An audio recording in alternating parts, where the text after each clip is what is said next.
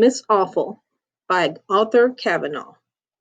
The whole episode of Miss Awful began for the Clarks at their dinner table one Sunday afternoon.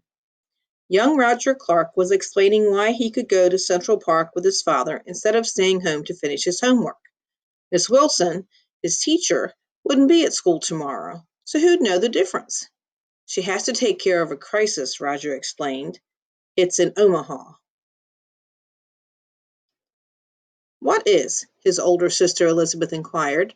For a kid in third grade, Roger, you talk dopey. You fail to make sense. Roger ignored the insult.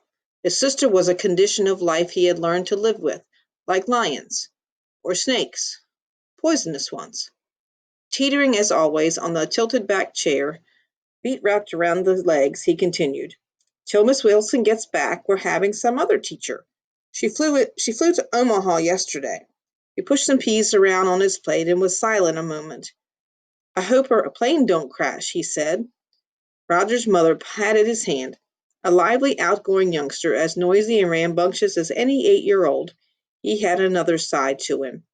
Tender and soft, which worried about people. Let the blind man who sold pencils outside the 5 and 10 on Broadway be absent from his post, and Roger worried that catastrophe had overtaken him. When Mrs. Loomis, a neighbor of the Clarks in the Greenwich Village brownstone, had entered the hospital, Roger's anxious queries had not ceased until she was discharged. And recently there was a cat which had nested in the downstairs doorway at night. Roger had carried down saucers of milk, clucking with concern. Is the cat run away? Don't it have a home? Virginia Clark assured her son. You'll have Miss Wilson safely back before you know it. It's nice that you care so. Roger beamed with relief. Well, I like Miss Wilson. She's fun. Last week, for instance, when Tommy Miller got tired of staying in his seat and lay down on the floor. He did what? Roger's father was roused from his post-dinner torpor. Sure, pretty soon the whole class was lying down. Know what Miss Wilson did? If you'll notice, Mother, Elizabeth interjected, he hasn't touched a single pea. She lay down on the floor, too, Roger went on ecstatically. She said we'd all have a rest. It was perfectly normal in the middle of the day. That's what I love about St. Jeff's. It's fun. Fun, snorted his sister. School isn't supposed to be a fun fest. It's supposed to be filled with filling that empty noodle of yours. Miss Wilson got down on the floor. Mr. Clark repeated. He had met Roger's teacher on occasion. She had struck him as capable but excessively whimsical. She was a large woman to be getting down on floors, Mr. Clark thought.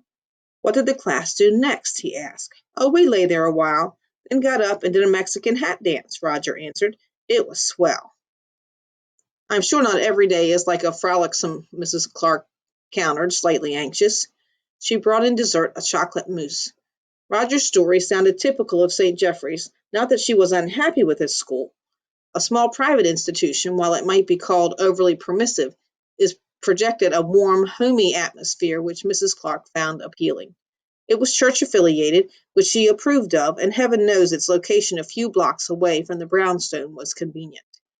True, Roger's scholastic progress wasn't notable. His spelling, for example, remained atrocious. Friendly as St. Jeffrey's was, Mrs. Clark sometimes did wish.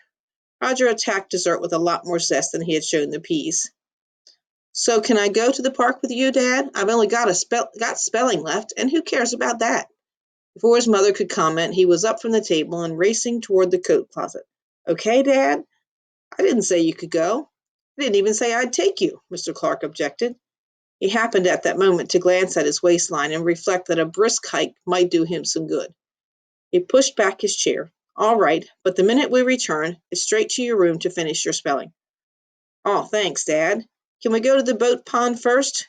We will not, cried Elizabeth, elbowing into the closet. We'll go to the sheep meadow first. Roger was too happy to argue. Pulling on his jacket, he remarked, Gee, I wonder what the new teacher will be like. Ready for your coat, Dad? It was just as well that he gave the matter no more thought. In view of the events to come, Roger was entitled to a few carefree hours. Monday morning at school started off with perfect normalcy. It began exactly like any other school morning. Elizabeth had long since departed for the girls' school she attended uptown when Mrs. Clark set out with Roger for the short walk to St. Jeff's.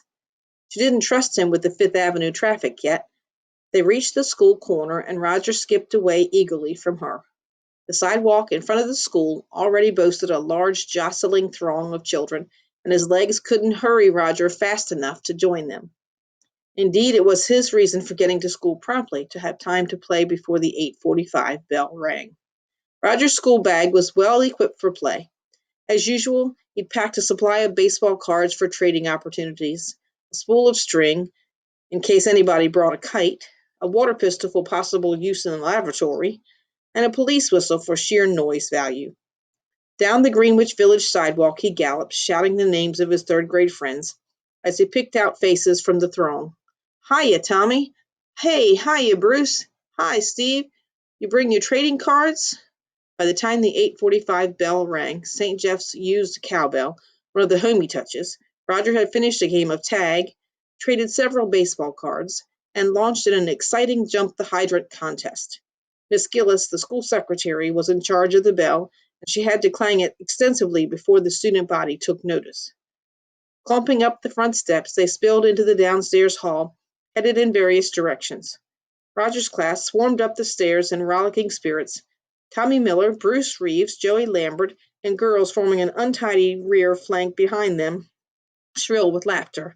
It wasn't until the front ranks reached the third-grade classroom that the first ominous note was struck. "Hey, what's going on?" Jimmy Moore demanded, first to observe the changed appearance of the room. The other children crowded behind him in the doorway.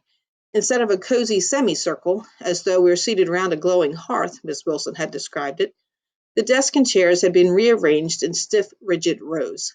"Gee, look, the desks are in rows," commented Midge Fuller, a plump little girl who stood blocking Roger's view. Midge was a child given to unnecessary statements. "It's raining today," she would volunteer to her classmates, all of them in slickers. Or, "There's the lunch bell, gang." The point to Roger wasn't that the desk had been rearranged. The point was why. As if in answer, he heard two hands clap behind him, as loud and menacing as thunder. "What's this? What's this?" barked a stern, rapish voice. "You're not cattle milling in the pen. Enough foolish gaping. Come, come, form into lines." Heads turned in unison, mouths fell agape. The children of St. Jeffrey's third grade had never formed into lines of any sort. But this was not the cause of their shocked inertia.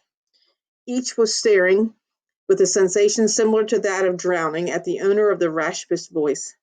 She was tall and straight as a ruler, and was garbed in an ancient tweed suit whose skirt dipped nearly to the ankles.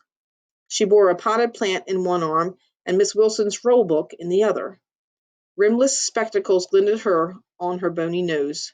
Her hair was gray, like a witch's skewered in a bun, and there was no question that she had witch's eyes.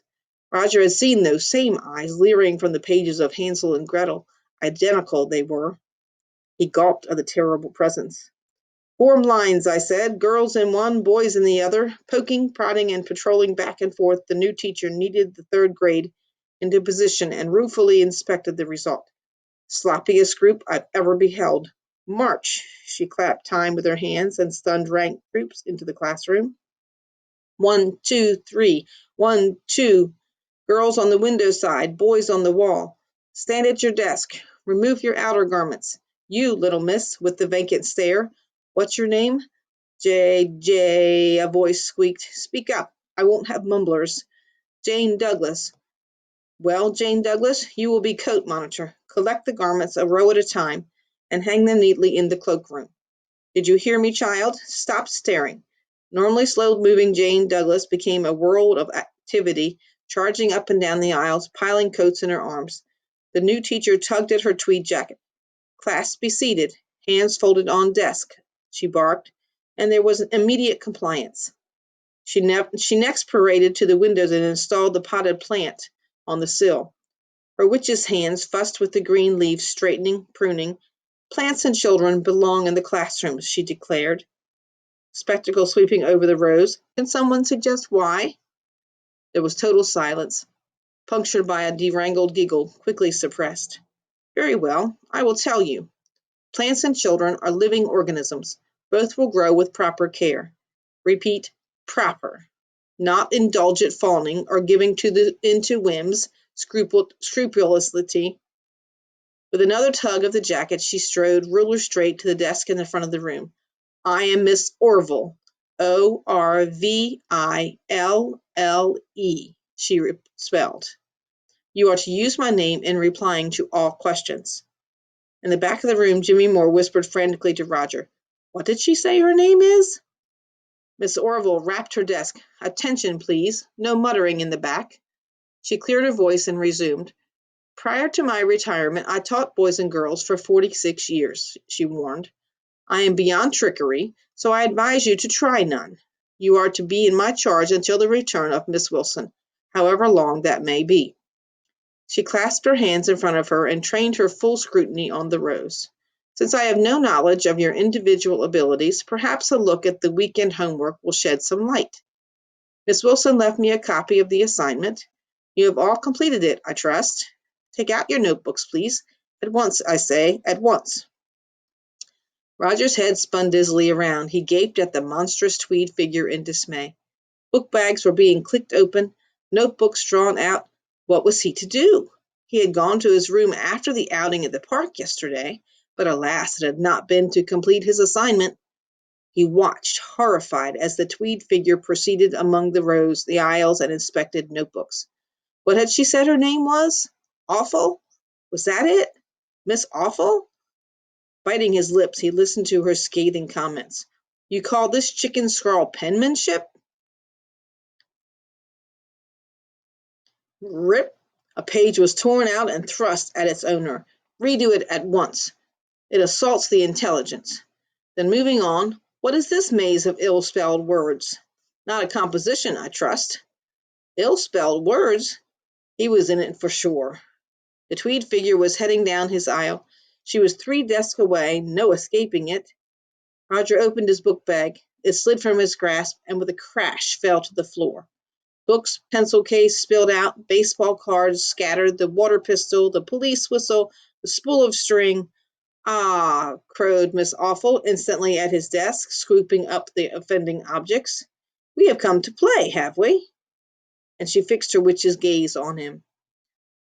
Long before the week's end, it was apparent to Virginia Clark that something was drastically wrong with her son's behavior. The happy-go-lucky youngster had disappeared, as if down a well. Another creature had replaced him, nervous, harried, continuously glancing over his shoulder, in the manner of one being followed. Mrs. Clark's first inkling of a change occurred that same Monday. She had been chatting with other mothers who congregated outside St. Jeffrey's at 3 every afternoon to pick up their offspring. A casual assembly, the mothers were as relaxed and informal as the school itself, lounging against the picket fence, exchanging small talk and anecdotes. That darling cowbell, laughed one of the group at the familiar clang. Did I tell you Anne's class is having a taffy pull on Friday? Where else in this frantic city of New York? The third grade was the last class to exit from the building on Monday. Not only that, but Mrs. Clark noted that the children appeared strangely subdued. Some of them were actually reeling, all but dazed. As for Roger, eyes taut and pleading, he quickly pulled his mother down the block, signaling for silence. When enough distance had been gained, words erupted from him. No, we don't have a new teacher, he flared wildly. We have a witch for a new teacher. It's the truth. She's from Hansel and Gretel, the same horrible eyes, and she steals toys. Yes, he repeated in mixed outrage and hurt. By accident, you happen to put some toys in your book bag, and she steals them. I'll fool her. I won't bring any more toys to school, he howled. Know what children are to her? Plants. She did. She called us plants. Miss Awful, that's her name. Such was Roger's distress that his mother offered to stop at the Scraffs on 13th Street and treat him to a soda. Who's got time for sodas? He bleated. I have homework to do. Punishment homework. 10 words, 10 times each, on account of the witch's spelling test. 10 words, 10 times each? Mrs. Clark repeated. How many words were on the test? 10, moaned Roger. Every one wrong. Come on, I've got to hurry home. I don't have time to waste. Refusing to be consoled, he headed for the brownstone and the desk in his room. On Tuesday, together with the other mothers, Mrs. Clark was astonished to see the third grade march down the steps of St. Jeffrey's in military precision, Clop, clop, the children marched, looking neither to the left nor the right, while behind them came a stiff-backed, iron-haired woman in a pepper-and-salt suit. 1, 2, 3, 1, 2, 3, she counted, then clapped her hands in dismissal. Turning, she surveyed the assemblage of goggle-eyed mothers. "May I inquire if your mother of Joseph Lambert is among you?" she asked. "I'm Mrs. Lambert," replied a voice meekly, whereupon Miss Orville paraded directly up to her. The rest of the mothers looked on, speechless. "Mrs. Lambert, your son threatens to grow into a useless member of society," stated Miss Orville, in ringing tones that echoed down the street. "That is, unless you term watching television useful. Joseph has confessed that he views 3 hours per evening." "Only after his homework's finished," Marjorie Lambert allowed. "Madame, he does not finish his homework. He idles through it, scattering mistakes higgledy-piggledy. I suggest you give him closer supervision. Good day."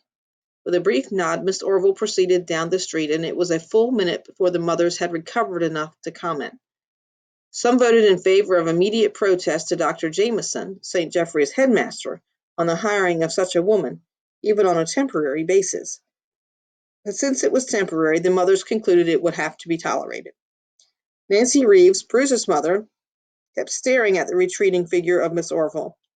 By now far down the block, "I know her from somewhere. I'm sure of it," she insisted, shaking her head. The next morning Roger refused to leave for school. "My shoes aren't shined," he wailed. "Not what Miss Awful calls shined. Where's the polish? I can't leave till I do 'em over." "Roger, if only you'd thought of it last night," sighed Mrs. Clark. "You sound like her," he cried. "That's what she'd say." And it gave his mother something to puzzle over for the rest of the day. She was still thinking about it when she joined the group of mothers outside St. Jeffrey's at 3. She had to admit it was sort of impressive, the smart, martial air exhibited by the third grade as they trooped down the steps. There was to be additional ceremony today. The ranks waited on the sidewalk until Miss Orville passed back and forth in inspection.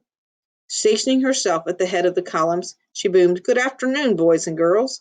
Let us return with perfect papers tomorrow." "Good afternoon, Miss Orville," the class sang back in unison, after which the ranks broke. Taking little Amy Lewis in tow, Miss Orville once more nodded at the mothers. "Which is she?" she asked Amy. Miss Orville approached the trapped Mrs. Lewis. She cleared her throat, thrust back her shoulders. "Amy tells me she is fortunate enough to enjoy the services of a full-time domestic at home," said Miss Orville. "May I question whether she is fortunate or deprived?" "I needn't lecture you, I'm sure, Mrs. Lewis, about the wisdom of assigning a child tasks to perform at home. Setting the table, tidying up one's room, are lessons in self-reliance for the future. Surely you agree?" There was a nod from Mrs. Lewis. "Excellent," smiled Miss Orville. "Amy will inform me in the morning the tasks you assigned her. Make them plentiful, I urge you." The lecturing, however, was not ended. Turning from Mrs. Lewis, Miss Orville cast her gaze around and inquired, "Is Roger Clark's mother present?" "Yes," spoke Virginia Clark, reaching for Roger's hand. "What is it?" Miss Orville studied Roger silently for a long moment. "A scallywag, if ever I met one," she pronounced. Her rimless spectacles lifted to the scallywag's mother. "You know, of course, that Roger is a prodigy," said Miss Orville. "A prodigy of misspelling." "Roger, spell flower for us," she ordered. Come, speak up." Roger kept his head lowered. "F," he spelled. F-L-O-R. "Spell castle." "K," spelled Roger. K-A-Z-L. Miss Orville's lips parted grimly. "Those are the results, mind you, of an hour's solid work with your son, Mrs. Clark. He does not apply himself. He wishes to remain a child at play. Absorbed in his toys. Is that what you want for him?" Virginia Clark would have been grateful if the sidewalk had opened up to receive her. As she reported to her husband that evening, she had never in her life been as mortified. "Spoke to me in front of all of the other mothers in loud, clarion tones," she described the scene. "Do I want Roger to remain a child at play? Imagine. By the way, where is Roger?" Mr. Clark asked, who had come home late from the office. "He's not watching television or busy with his airplanes." in his room doing his homework for the 98th time. It has to be perfect, he says. But really, Charles, don't you think it was outrageous? Mr. Clark stirred his coffee. I bet Miss Orville doesn't get down on the floor with the class, or do Mexican hat dances with them. If that's meant to disparage Miss Wilson, Virginia Clark stacked the dinner dishes irritably. She sometimes found her husband's behavior maddening, especially when he took to grinning at her, as he was presently doing. She also concluded that she'd had her fill of Elizabeth's attitude on the subject. At last some teachers wised up to Raj, had been the Clark's daughter's comment. He's cute and all, but I wouldn't want to be in the shipwreck with him. Washing dishes in the kitchen, Mrs. Clark considered that maybe she wouldn't meet Roger in front of school tomorrow. Maybe she'd wait at the corner instead. His shoes, she gasped, and hurried to remind her son to get out the polishing kit. The spelling, too, she'd better work on that. It was on Thursday that Nancy Reeves finally remembered where previously she had seen Miss Orville. Perhaps it was from the shock of having received a compliment from the latter. Mrs. Reeves, I rejoice to inform you of progress, Miss Orville had addressed her after the third grade had performed its military display for the afternoon. On Monday, young Bruce's penmanship was comparable to a chicken's, if a chicken could write. Today I was pleased to award him an A. A tug at the tweed jacket and a stiff-backed figure walked firmly down the street. Nancy Reeves stared after her until Miss Orville had merged into the flow of pedestrians and traffic. I know who she is, Nancy suddenly remarked, turning to the other mothers. I knew I'd seen her before. Those old ramshackle buildings near us on Hudson Street, remember when they were torn down last year? The other mothers formed a circle around her. Miss Orville was one of the tenants, Nancy Reeves went on. She lived there for ages and refused to budge until the landlord got a court order and deposited her on the sidewalk. I saw her there sitting in a rocker on the sidewalk surrounded by all this furniture and plants. Her picture was in the papers. Elderly retired schoolteacher. They found a furnished room for her on Jane Street, I think. Poor old thing, evicted like that. I remember she couldn't keep any of the plants. On the way home, after supplying a lurid account of the day's tortures, Miss Orville made Walter Mead stand in the corner for saying a bad word. Roger asked his mother, Eviction, what does that mean? It's when somebody is forced by law to vacate an apartment. The landlord gets an eviction notice, and the person has to leave. Kicked out on the street? Is that what they did to the witch? Don't call her that. It's rude and impolite, Miss Clark said as they turned into the brownstone doorway. I can see your father and I have no easy going where you're concerned. Huh, we've got worse names for her, Roger retorted. Curse names. You should hear them. We're planning how to get even with Miss Orville, just you see. He paused as his mother opened the downstairs door with her key. That's where the cat used to sleep, remember? He said, pointing at a corner of the entryway. His face was grave and earnest. I wonder where that cat went to. Hey, Mom, he hurried to catch up. Maybe it was evicted, too. Then it was Friday at St. Jeffrey's. Before lunch, Miss Orville told the class, I'm happy to inform you that Miss Wilson will be back on Monday. She held up her hand for quiet. This afternoon will be my final session with you. Not that discipline will relax, but I might read you a story. Robert Louis Stevenson, perhaps. My boys and girls always enjoyed him so. 46 years of them. Joseph Lambert, you're not sitting up straight. You know I don't permit slouchers in my class. It was a mistake to have told the children that Miss Wilson would be back on Monday, that only a few hours of this terrible reign of Miss Orville were left to endure. Even before lunch recess, a certain spirit of challenge and defiance had infiltrated into the room. Postures were still erect, but not quite as erect. Tommy Miller dropped his pencil case on the floor and did not request permission to pick it up. Ah, so what? He mumbled when Miss Orville remonstrated with him. What did you say? She demanded, drawing herself up. I said, so what? Tommy Miller answered, returning her stare without distress. Roger thought that was neat of Tommy, talking fresh like that. He was surprised, too, because Miss Orville didn't yell at Tommy or anything. A funny look came into her eyes, he noticed, and she just went back. She went on with the geography lesson. And when Tommy dropped his pencil case again, picked it up without asking, she said nothing. Roger wasn't so certain that Tommy should have dropped the pencil case a second time. The lunch bell rang, then as he piled out of the classroom with the others, not bothering to wait for permission. At lunch in the basement cafeteria, the third grade talked of nothing except how to get even with Miss Awful. The recommendations showed daring and imagination. "We could beat her up," Joey Lambert suggested. "We could wait at the corner till she goes by and throw rocks at her." "We'd get arrested," Walter Meade pointed out.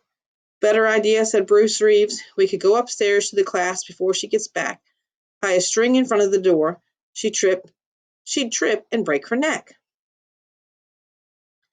"She's old," Roger Clark protested. "We can't hurt her like that. She's too old." It was one of the girls, actually, who thought of the plant. "That dopey old plant she's always fussing over," piped Midge Fuller. "We could rip off its dopey leaves. That'd show her." Roger pushed back his chair and stood up from the table. "We don't want to do that," he said, not understanding why he objected. It was a feeling inside he couldn't explain. "Oh, let's forget about it," he said. "Let's call it quits." The plant," Midge Fuller squealed, clapping her hands. Postures were a good deal worse when the third grade reconvened after lunch. "Well, you've put in an industrious week, I dare say," Miss Orville commented. She opened the frayed volume of Treasure Island which she had brought from home and turned the pages carefully to chapter 1. "I assume the class is familiar with the tale of Jim Hawkins, Long John Silver, and the other wonderful characters." "No, I ain't," said Tommy Miller. "Ain't? What word is that?" "It's the word ain't," answered Tommy. Ain't, somebody jeered. Miss Orville lowered the frayed volume. "No, children, you mustn't do this," she said with force. "To attend school is a privilege you must not mock. Can you guess how many thousands of children in the world are denied the gift of schooling?" Her lips quavered. "It is a priceless gift you cannot permit yourselves to squander a moment of it." She rose from her desk and looked down at the rows of boys and girls. "It isn't enough any longer to accept a gift and make no return for it. Not with the world in the shape it's in," she said, spectacles trembling on her bony nose. "The world isn't a playbox," she said. "If I have been severe with you this past week, it was for your benefit. The world needs good citizens. If I have helped one of you to grow a fraction of an inch, if just one of you—" She stopped speaking. Her voice faltered. The words She was staring at the plant on the window-sill, which she had not noticed before. The stalks twisted up bare and naked where the leaves had been torn off. "You see," Miss Orville said after a moment, going slowly to the window-sill. "You see what I'm talking about? To be truly educated is to be civilized. Here, you may observe the opposite." Her fingers reached out to the bare stalks. "Violence and destruction." She turned and faced the class, and behind the spectacles her eyes were dim and faded. "Whoever is responsible, I beg of you only to be sorry," she said. When she returned to her desk, her back was straighter than ever, but it seemed to take her longer to cover the distance. At the close of class that afternoon there was no forming of lines. Miss Orville merely dismissed the boys and girls and did not leave her desk. The children ran out, some in regret, some silent, others cheerful and scampering. Only Roger Clark stayed behind. He stood at the windows, plucking at the naked plant on the sill. Miss Orville was emptying the desk of her possessions, books, pads, a folder of maps. "These are yours, I believe," she said to Roger. In her hands were the water pistol, the baseball cards, the spool of string. "Here, take them," she said. Roger went to the desk. He stuffed the toys into his coat pocket without paying attention to them. He stood at the desk, rubbing his hand up and down his coat. "Yes?" Miss Orville asked. Roger stood back, hands at his side, and lifted up his head erectly. "Flower," he spelled. Flower. He squared his shoulders and looked at Miss Orville's brimming eyes. "Castle," Roger spelled. Castle. Then he walked from the room.